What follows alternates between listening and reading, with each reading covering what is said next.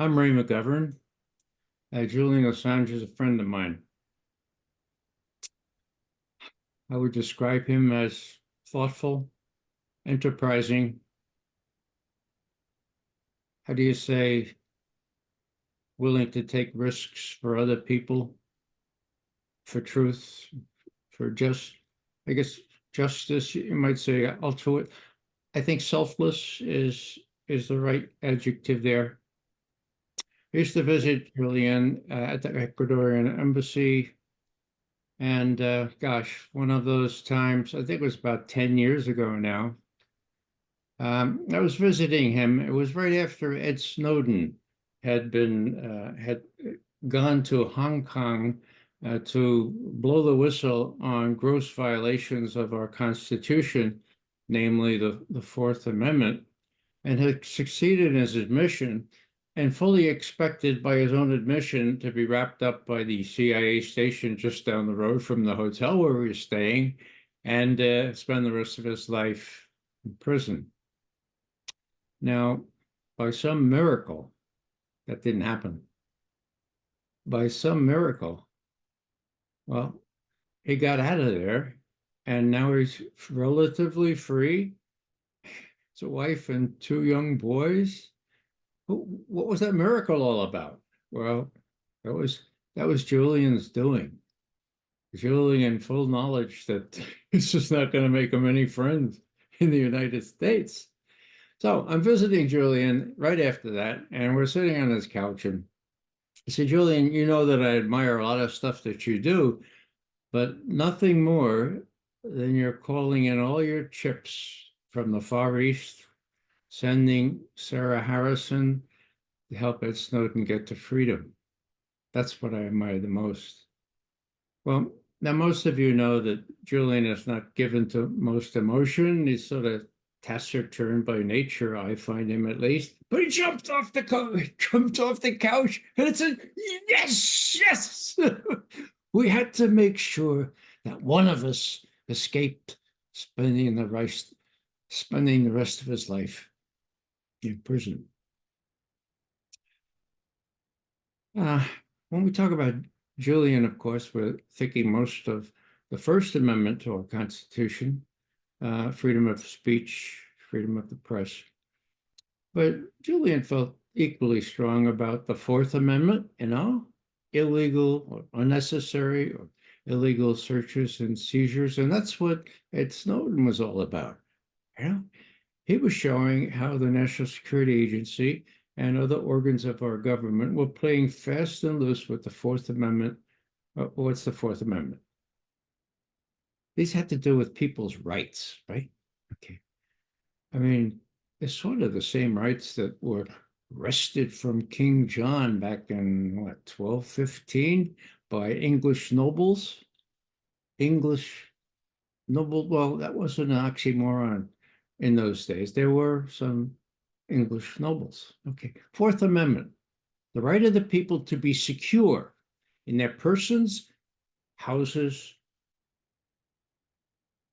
papers, and effects from unreasonable searches and seizures shall not be violated, and no warrant shall issue except upon probable cause,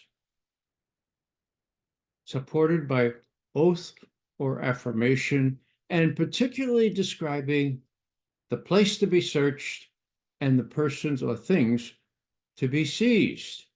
Wow. Well, British colonial regimes felt free to go into our houses and do whatever they wanted. So the history of this was really very clear.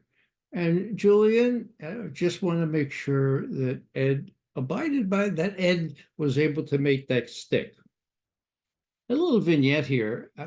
After this happened, a bunch of us, Sam Adams Associates for Integrity and Intelligence, who gave Julian Assange our annual award in 2010, we were in Berlin, and we asked a Stasi officer. He was a lieutenant colonel. His name was Wolfgang Schmidt.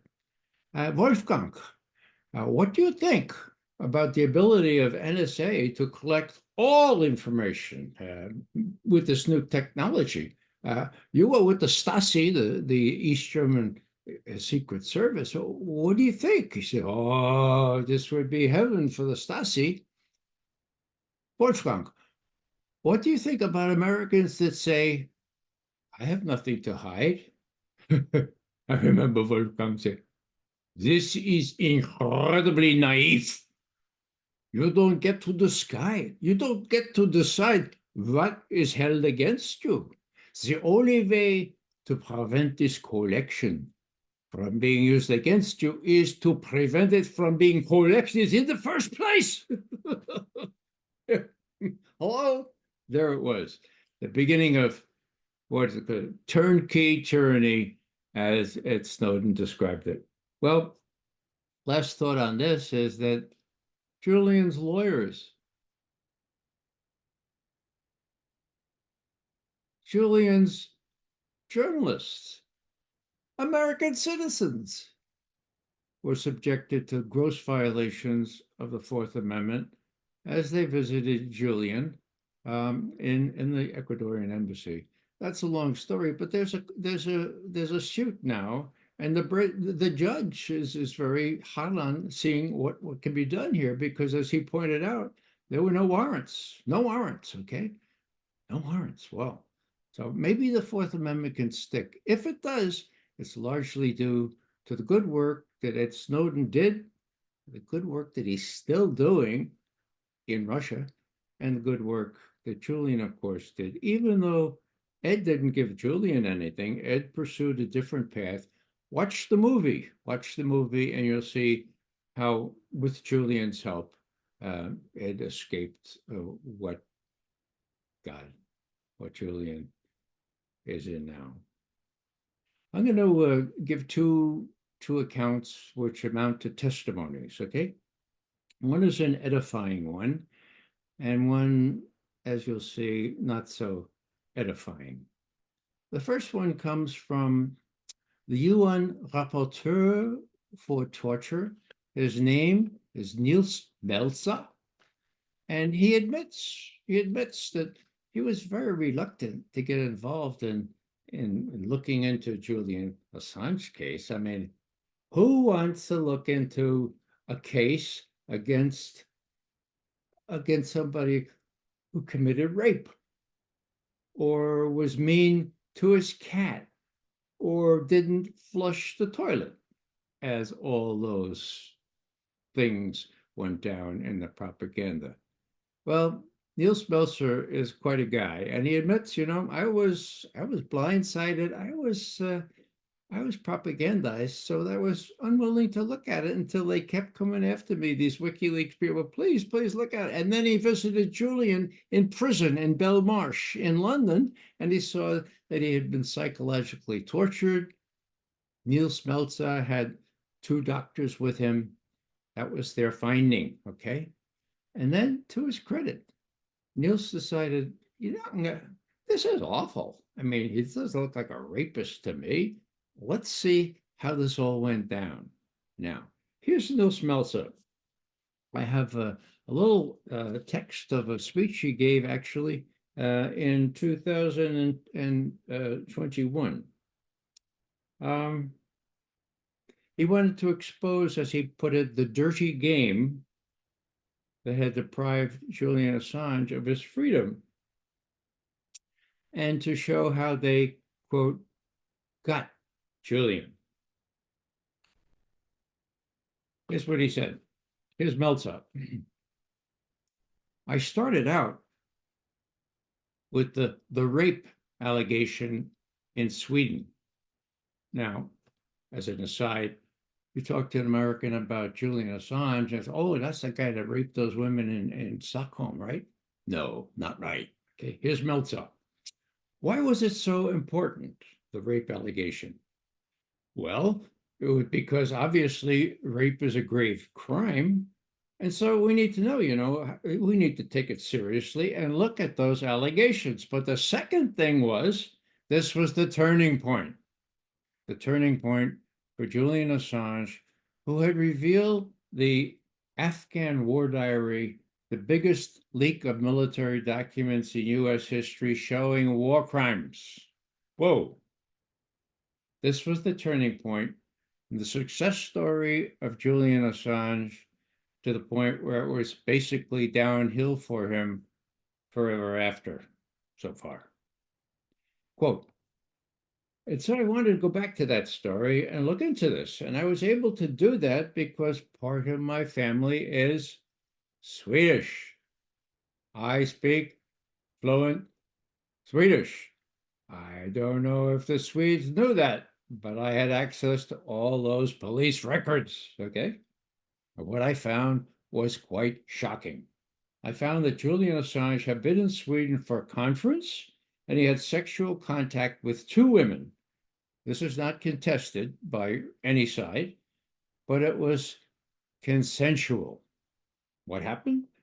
Well, both of the women complained that the sex was unprotected, and they wanted to make sure that Julian didn't have HIV. And Julian said, well, look, I just recently had a test. I'm okay. Don't worry about it. And they were still uncomfortable. Now, bear in mind, this was consensual. This was not rape, okay? And so they went to the police, says Niels Melzer.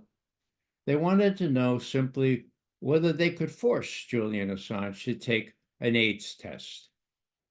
The police took that, and I'm sure with help of friendly liaison services, turned that around and said, well, this is really about rape. Now, the women did not agree with that, says Niels Melzer. And all the emails that we have, all the ones that I read, says Niels Melzer, in Swedish, from that point on, the text messages between those women were that they were extremely stressed and say, well, we didn't want this. We didn't intend this. This was no rape. The police started it all. Melzer says, why do you think this happened? Well, in his words, Sweden is a close ally of the United States, and Britain is too, and other countries that have all been exposed by WikiLeaks. No one likes the exposure when especially war crimes are being exposed. And so they didn't want this evidence brought. Yeah, okay, so they got him on rape charges which were not founded in reality. That's big. Now, again, Meltzer was very careful to mention very, very often that he was brainwashed not to even look at the Julian Assange case because he was the rapporteur for torture. And until he went into Belmarsh, he never thought that torture was one factor here. But then he says here, when Assange was systematically slandered to divert attention from war crimes, the war crimes he exposed, well, that's when I caught fire, says Niels Melzer. That's when I went to Sweden.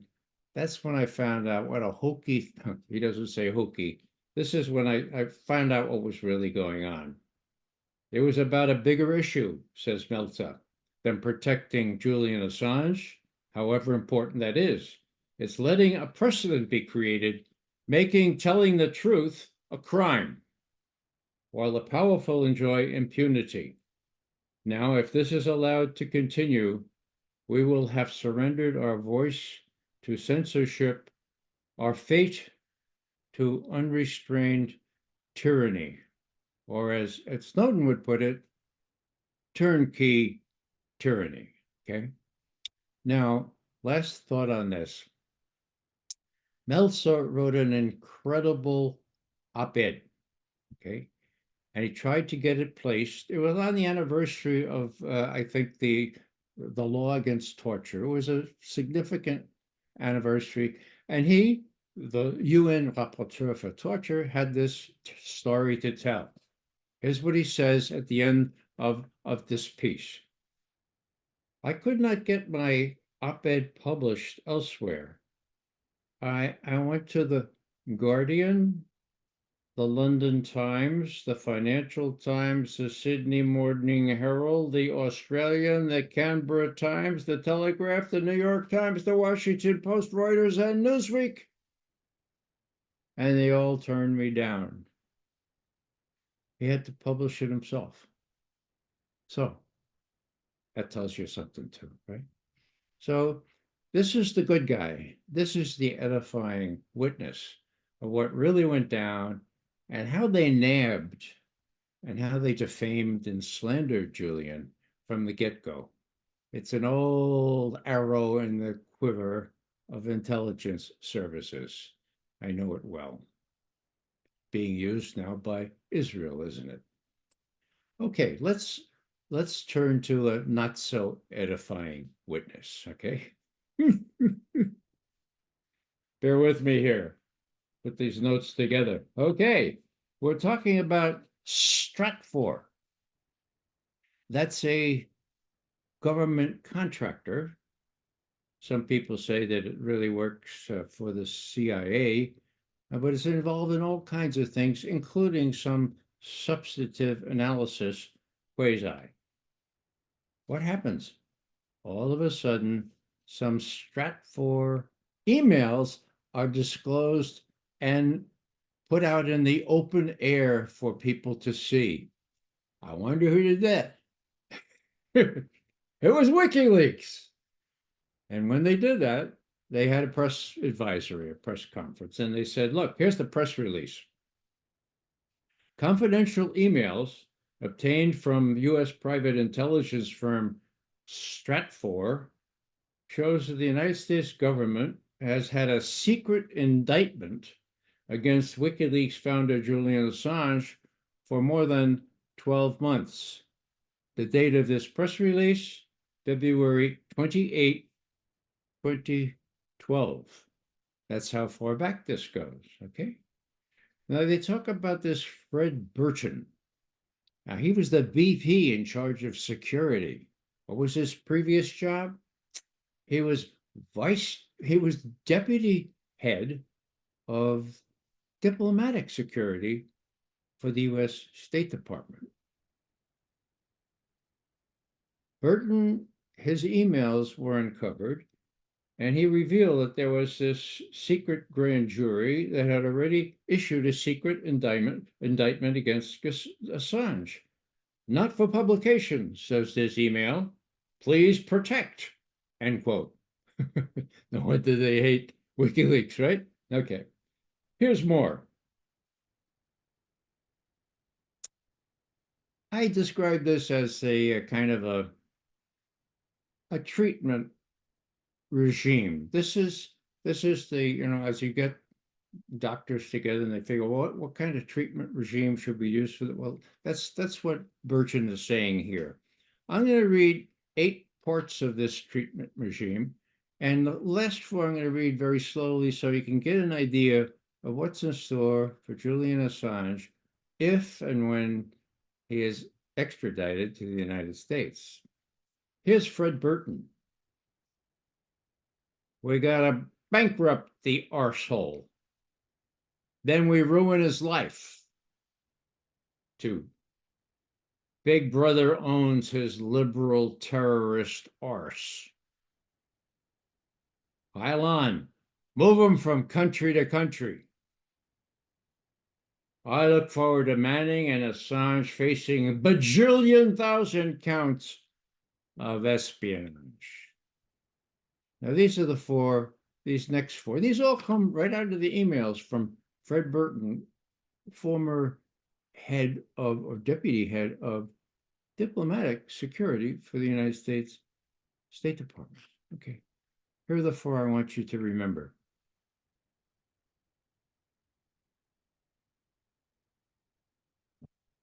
Screw terrorist Assange. He'll be eating cat food in prison forever. Declassify the death of a source and blame it on Assange. Translation, you say that somebody who has died as a result of revelations from WikiLeaks, and you blame that on Assange. A little cynical, it's par for the course. And the last one, pay attention now.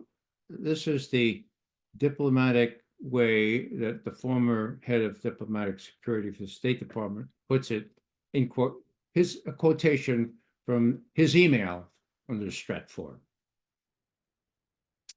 Assange needs his head dunked in a full toilet bowl in Gitmo. End quote. These are all direct translations from those Stratfor emails that, ironically enough, WikiLeaks uncovered and published. Now, that's a dozen years ago, huh? You think anything has changed? Nothing has changed at all. Even if President Biden had a vestige of self-respect and conscience, he couldn't pardon Julian Assange because the deep state would not let him do it. Okay, and so just as a closing note here, that's what's in store if we don't prevent the extradition. Okay, and if we do prevent it, if we prevail, as good sometimes does, well, then we can go by the adage that Julian, who's over here in my behind me here, right underneath that picture is that wonderful, wonderful aphorism that Julian coined. And think about it, folks. Think about how many wars are raging right now. And what Julian said was, if wars can be started by lies, they can be ended by truth. Okay? They can be ended by exposure. That's what's at stake here. Freedom of the press, freedom from unreasonable searches and seizures are basic freedoms. There are no English novels left. What we have to do is create the pressure to make sure that Julian is brought home to Australia safe and sound to live out the rest of his life finally in peace. Thank you very much.